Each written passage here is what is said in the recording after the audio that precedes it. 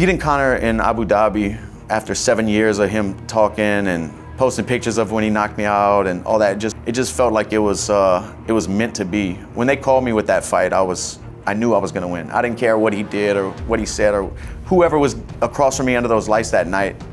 I was gonna get my hand raised. At 36 years old, Dustin Poirier walks away from the MMA world without ever claiming the undisputed title. But his highlight reel will live on forever in the hearts of true fight fans. For years, the Diamond gave us wars, moments of raw grit and heart that left us speechless, clutching our heads in disbelief. In today's video, we're taking a look back at the most electrifying moments from the career of the proud Cajun. Moments that defined an era and etched his name into the legacy of the fight game. But before we start, I ask you to subscribe to our channel. Don't be part of the 99%. Be a real one. Subscribe. Let's go.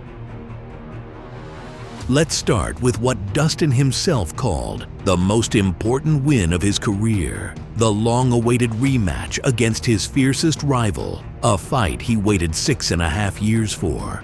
Beating Conor in Abu Dhabi after 7 years of him talking and posting pictures of when he knocked me out and all that, it felt right, it felt good. And especially at the time we were at, quarantining and all the craziness going on, it just felt like it was meant to be. When they called me with that fight, I knew I was gonna win. I didn't care what he did or what he said or whoever was across from me under those lights that night, I was gonna get my hand raised.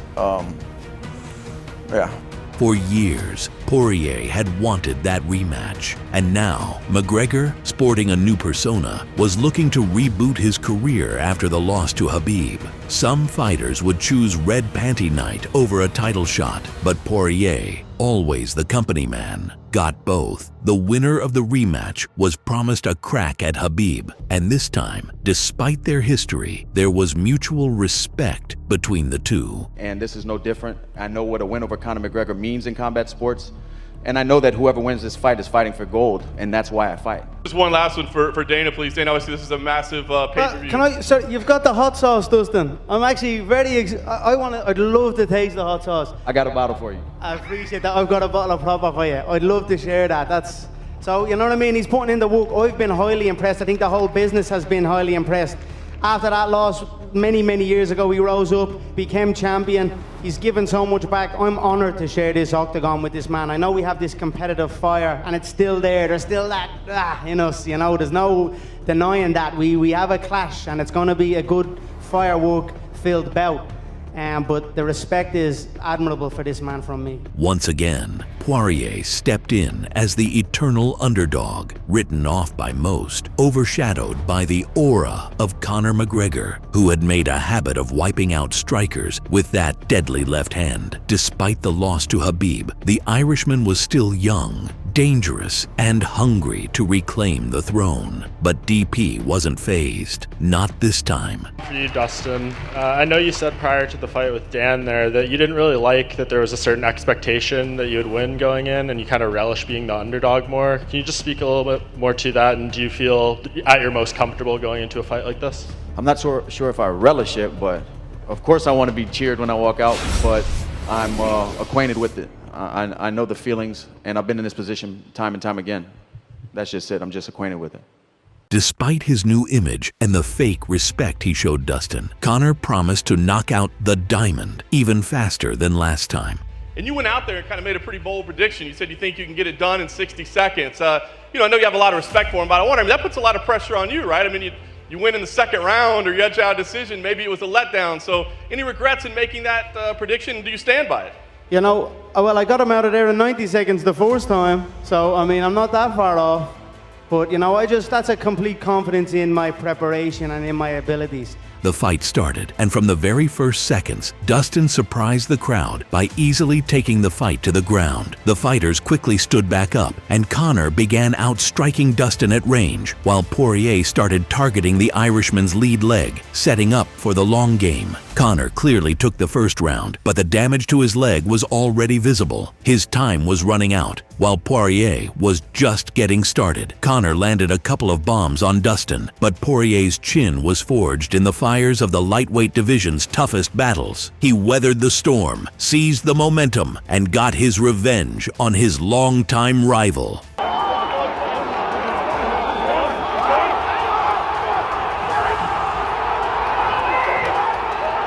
With every strike, Dustin poured in his anger, hatred, and years of bloodshed. On the road to the top, Poirier became the first to finish Conor in his own game, becoming one of the biggest stars in the UFC.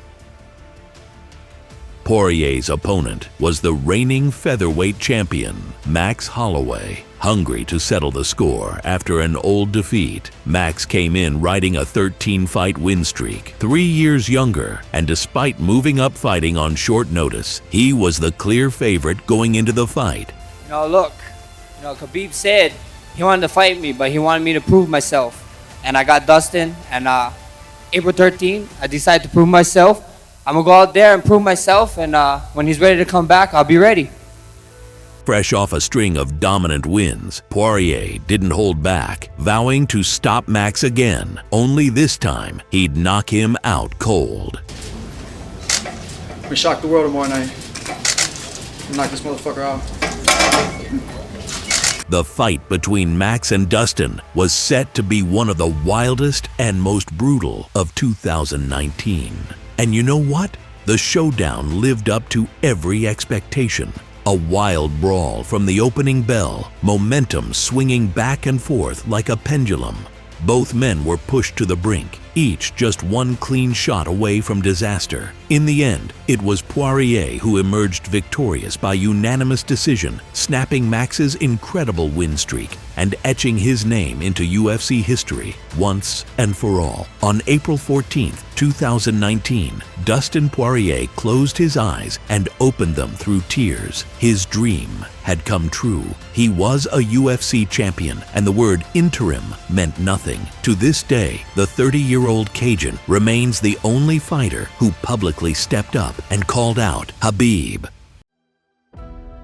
After a dominant win over the Irishman, the Diamond cemented himself as an undeniable #1 contender, but decided to give Conor a shot at redemption and make a few more million in the process. Wants to regroup and come back. And what do you think? Is a trilogy in order somewhere down the line? Do you think it has to happen at some point? I mean, we're 1-1 for knockouts, right? This is CTE Island.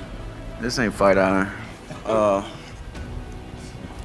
We'll see. We'll see what I don't know. I can't tell the future. But we're 1-1. We both TKO'd each other. So you probably have to do it again, right? After visiting the place where time doesn't exist for the first time, the old Mystic Mac returned, vowing to knock Dustin out in the very first round. Corpse, a dead body, a blank face. It's gonna get his ass whooped and took out on a stretcher. It was clear McGregor had lost his mind, promising nothing less than a public execution inside the Octagon. This fight reminds me of the Nate Diaz fight, the second one. People asking questions about, he lost the first fight. Is this where you thrive, where it's for all the marbles? Yeah, the only difference between the Nate Diaz fight and this fight is I'm throwing kill shots now. Every shot I have thrown in this camp is a kill shot. So, that's it. I'm gonna kill this man. The closer the fight got, the crazier Conor became. And we witnessed one of the coldest pre-fight monologues in MMA history. Joe, in 16 hours' time, this man is gonna learn that if you disrespect a person's kindness and take it as a weakness, you must pay. Tomorrow night, I'm gonna make this man pay with his life, and I mean it. You're dead in that Octagon tomorrow night. Unlike their first encounter, Dustin didn't bite on Conor's trash talk, calmly stating that all he saw was a man he had already beaten. For me, the aura's not there anymore. Very dangerous fighter sitting right here for sure, no doubt. But I see a man, you guys in the crowd, cheer it up, have fun. But I see a man here in front of me that I defeated, and I know I can defeat again. But this time, everything was different. Conor claimed that only knockouts count as real wins, once again promising to put Dustin out in the very first round. And surprisingly, he was the one to initiate the clinch, even attempting to hit Poirier with his own signature technique. In the end, Poirier, a BJJ black belt, defended the submission and began brutally smashing McGregor's head into the canvas from his guard. When fighters got back to their feet, Conor's face was bloodied and his energy was fading fast. Then both men threw left crosses, and in that very moment, Conor's legs snapped.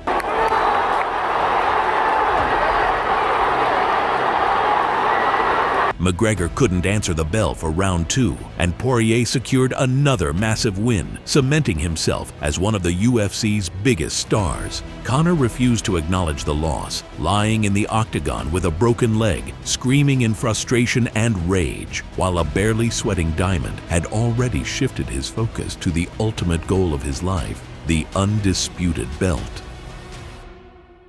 After a shocking defeat to the man whom he already defeated back in 2018, Dustin found himself in limbo. And truth be told, no one really knew what to expect from him next.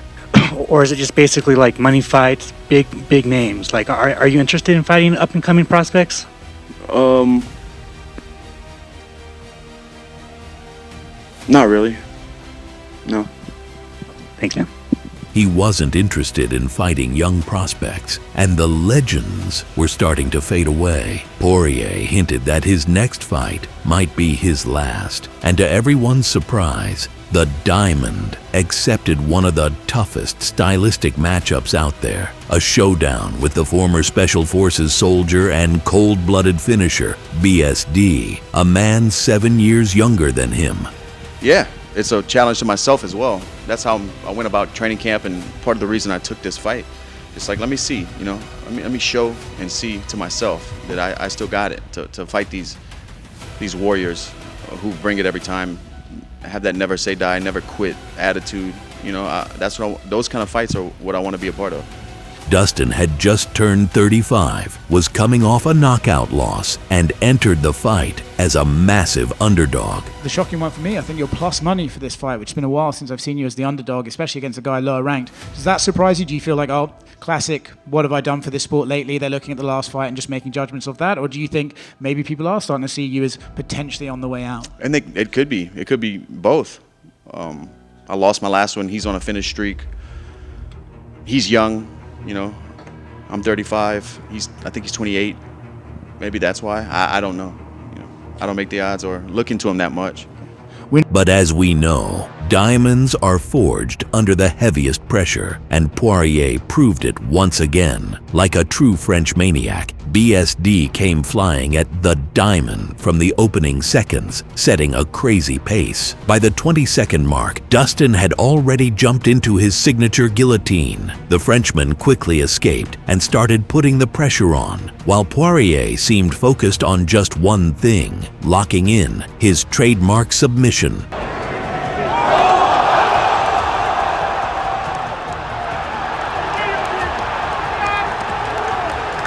After a tough first round, BSD began to fade, while Dustin was just getting started. Saint-Denis charged forward against one of the best boxers in the UFC, and in one of the exchanges, Poirier caught him clean. The Frenchman desperately dove for a takedown, but after 100th guillotine attempt failed, Dustin made a choice to shut down the French Legionnaire's processor for good.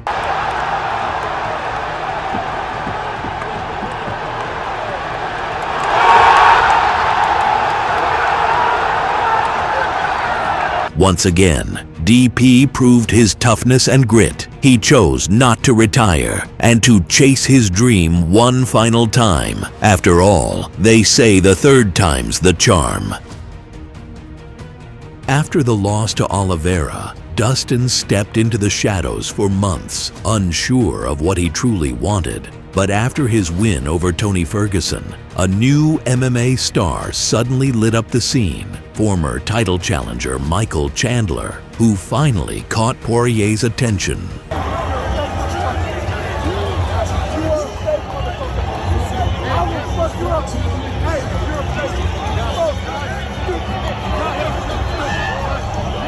Despite starting off with mutual respect, things quickly turned heated between the two. A full-on clash of egos, each trying to prove who was the real badass. You boys are trying to get at each other in the middle of an event. This don't look like two dudes that have no personal issues. No, Mike was very professional there. He kept it moving. But that was the first time I seen him in person since Abu Dhabi and since he went on record saying all this stuff. So when I saw him, I wanted to tell him what I thought about him. Of course, I can tweet it and talk to do it in interviews, but I don't do that type of stuff. I'd rather tell him when I see him. That's what that was. Amid the feud, questions began to swirl around Dustin's wrestling and grappling, especially after his second submission loss in a title fight. Many started to believe Chandler had what it took to get the job done. Poirier is a black belt. But he is. He is a Brazilian Jiu-Jitsu black belt, bro. What do you mean, please? So what he did when he catch his arm, he go to the dude. What is this, brother? Granby roll. Black belt? Who give him? We have to check that, mom. Mike said he's coming at Dustin from the first second, swinging for the knockout. Meanwhile, the Diamond reminded the world why he's the wildest and toughest fighter at lightweight, and his resume speaks for itself. From the moment that bell rings, it's thug jitsu all day, every fight. No matter if we kickbox, fight in the parking lot, do jiu-jitsu or wrestle. Every time that bell rings, it's thug jitsu. Thanks, guys. See you at the top. We witnessed a head-on collision, two fighters trying to literally kill each other. Momentum swung back and forth, and both guys were hanging by a thread, just inches away from an early trip to the hospital. All three judges had it 1-1 after 2 rounds. Both men were exhausted, and it turned into a battle of wills, one that Poirier took over. During a scramble, Dustin capitalized on a mistake, reversed Chandler, landed a brutal elbow, and instantly took his back, locking in a rear naked choke to secure the win, becoming the first man in history to submit Michael Chandler.